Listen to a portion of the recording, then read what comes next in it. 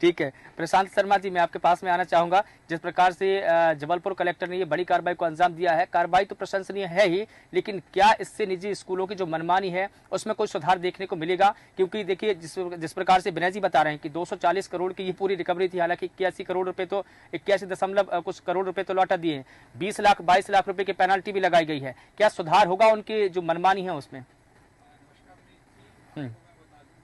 कि 5 अप्रैल के कार्यक्रम में मैं स्वयं उपस्थित था यहाँ पे, और उसमें बताया गया था कि किस प्रकार से स्कूल मनमानी कर रहे हैं। और उसी समय माननीय कलेक्टर महोदय दीपक सक्सेना जी ने एक पुस्तक मेला का भी जबलपुर में आयोजन किया गया था, और उन्होंने स्पष्ट स्कूलों को चेतावनी दी थी, प्रशासकों को चेतावनी दी थी कि जो मेले में पुस्तकें मिलेंगी वही स्कूलों में चलेंगी।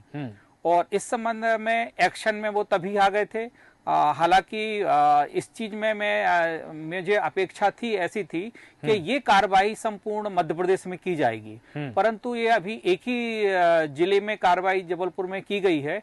और मैं सब प्रशासन से अपेक्षा करता हूं कि जिस प्रकार से माननीय कलेक्टर महोदय आदरणीय दीपक सक्सेना जी ने कार्रवाई की है जबलपुर में, और स्कूलों की मनमानी पर नकेल डाली है, वैसे ही अन्य जिलों में भी ये कार्रवाई होनी चाहिए। क्योंकि जो अभिभावकों को जो लूटा जा रहा है, जो फीस विधि संगत नहीं है, जिस प्रकार से न्याय संगत फीस बढ़ना चाहिए, फीस रेगुलेशन एक्ट के द्वारा के अकॉर्डिंग फीस बढ़ना चाहिए, समिति से इसमें परमिशन होना चाहिए।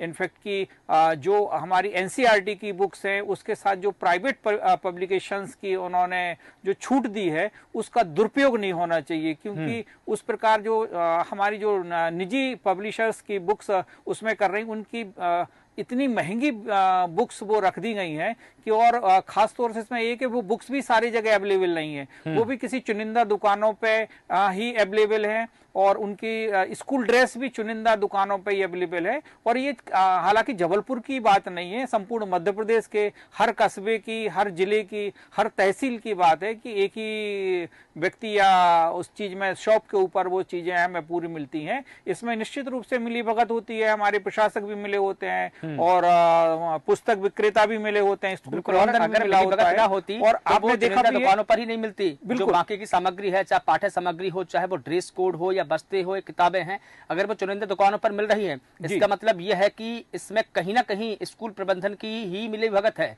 बिल्कुल, स्कूल प्रबंधन की मिली भगत से तो ये सारी चीजें होती हैं, और इसमें खास तौर से शासन द्वारा नजरअंदाज करने के कारण से उनको इसमें बल मिलता है। तो शासन अगर नजरअंदाज नहीं करे इस चीज को और समुचित उचित कार्रवाई करे तो निश्चित ही पालकों को और हमारे छात्रों को काफी राहत मिलेगी। और इसमें अभी देखा भी गया है कि कमीशन खोरी भी हुई है, कमीशन खोरी की भी जांच अभी चल भी रही है, जिसमें करीब 4.1 करोड़ की कमीशन खोरी होना देखा गया है। तो ऐसी स्थिति में मेरा आप सरकार और प्रबंधन से ये एक अपील है कि जिस प्रकार से माननीय कलेक्टर जबलपुर द्वारा कार्रवाई की गई है, एसपी द्वारा आदित्य प्रसाद सिंह द्वारा कार्रवाई की गई है, उस प्रकार की कार्रवाई मध्य प्रदेश के संपूर्ण जिलों में की जानी चाहिए। बिल्कुल, और वो एक साथ कार्रवाई होनी चाहिए। बिल्कुल ठीक है।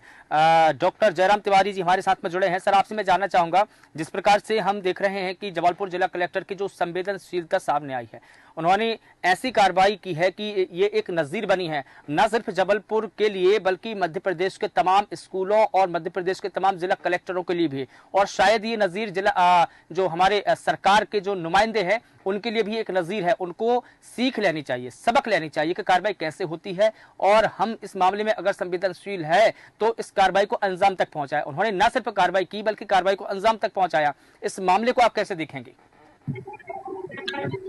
मैं गाइडलाइंस जारी की थी। देखिए, इसके अलावा कई कार्रवाई को अंजाम देना बाकी है।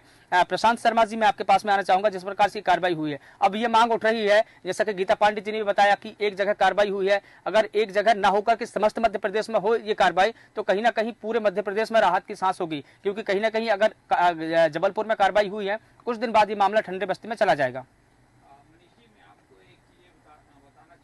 संबंधित विभाग है, जैसे शिक्षा विभाग है और इससे संबंधित अधिकारी हैं, उन्हें भी मालूम होता है कि किस प्रकार से हमारे क्रियान्वयन हो रहा है, फीस का किस प्रकार से उल्लंघन हो रहा है।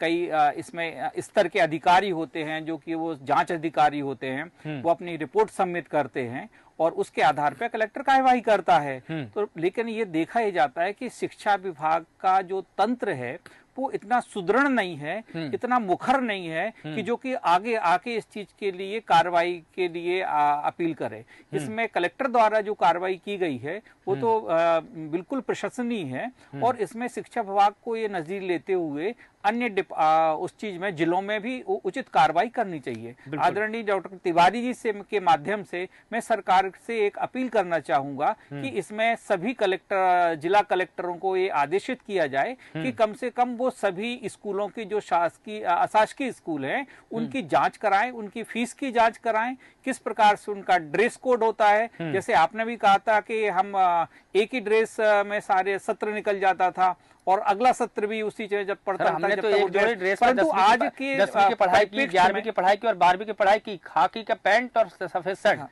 हम बता रहे हैं अपना। लेकिन आज के परिप्रेक्ष्य में एक हफ्ते में 3 ड्रेस होती हैं। बिल्कुल। उसकी जो रेगुलर ड्रेस होती है वो होती है, इसके बाद एक उसका ट्रैक सूट का एक ड्रेस होता है, इसके अलावा कुछ एक उसकी और स्पोर्ट ड्रेस होती है और वो ये ड्रेस जो है वो एक ही दुकान पर मिलती है उस शहर के अंदर या गुनी चुनी दुकानों पर ही मिलती है जो कि आप उंगलियों पे देख सकते हैं और स्कूल द्वारा विधिवत पर्चा भी दिया जाता है कि इस पे आपको मिलेगी। जब इस पर्चों पे कार्रवाई होने लगी तो वो मुंह से बोलने लगे कि आपको उस दुकान पे मिल जाएगी। और ऐसी जो दुकानें हैं वो केवल जबलपुर में ही नहीं है, इंदौर हो, भोपाल है, ग्वालियर है, उज्जैन है, सागर है, सभी जिलों में संभागों में ऐसी दुकानें हैं। तो मेरा आपसे यह आग्रह है, आपके चैनल के माध्यम से सरकार से आग्रह है कि ऐसी कार्रवाई अगर संपूर्ण मध्य प्रदेश में होती है तो आज शिक्षा तंत्र में, शिक्षा के मामले में हमारे देश और विदेशों में भी हमारे मध्य प्रदेश में की गई कार्रवाई की नजीर दी जाएगी। ठीक है। और हमारे जो अशासकीय स्कूल हैं इन पर नकेल कसी जा। ठीक है। विनय जी, डेविड, मैं आपके पास में आना चाहूंगा कम शब्दों में। जैसा कि प्रशांत शर्मा जी बता रहे हैं कि जो सुस्त शिक्षा तंत्र है उसमें वो कहीं ना कहीं सुदृढ़ होना चाहिए और उसकी वजह से क्या होता है कि वो मॉनिटरिंग नहीं कर पाते कि जो निजी स्कूल है उसमें जाएं, वहां पर मॉनिटरिंग करें, उनकी ऑडिट देखें, क्या उन्होंने 10% से ज्यादा फीस की वृद्धि की है तो क्या सूचना दी है, नहीं दी है तो क्यों नहीं दी। तमाम चीजों की मॉनिटरिंग होनी चाहिए जिसके चलते इन तमाम जो शिक्षा माफिया तंत्र है उनको बल मिलता है। जी, कलेक्टर साहब ने यहाँ पे अपनी प्रेस कॉन्फ्रेंस में इस चीज को किया था कि जो शिक्षा तंत्र है, जो जिला शिक्षा अधिकारी होते हैं वो इतने प्रबल नहीं होते, उनके पास इतनी शक्तियां नहीं होती हैं कि वो कोई कर सके। क्योंकि स्कूल प्रबंधन जो है, जो व्यवस्था है, इनकी भी इतनी हाई लेवल पे इनकी अप्रोच होती है कि जिला शिक्षा अधिकारी के कोई